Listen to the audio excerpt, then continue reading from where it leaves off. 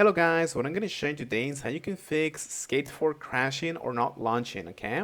Now keep in mind guys, this game is actually very new and still on early access, okay? So some issues you're going to have, and it's maybe not your fault, but it's the game's fault. So just give it some time. Well, first of all, make sure that you have your latest drivers installed, okay? Because it's a new game. Now, some common things that you might do is, for example, you can go to the properties section in here. You can go to the install files in here and you can verify the integrity of the game files. That's going to be a very common solution.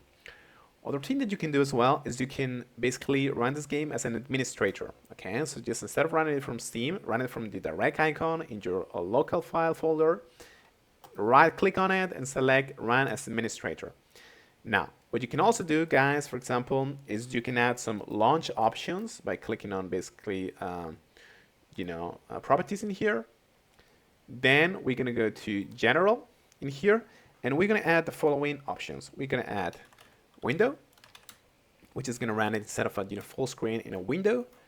Or you can also add DirectX 12, or maybe if it's not working so well because you have like an old computer, DirectX 11. Okay, so try these little options and see if they actually help with compatibility and with FPS.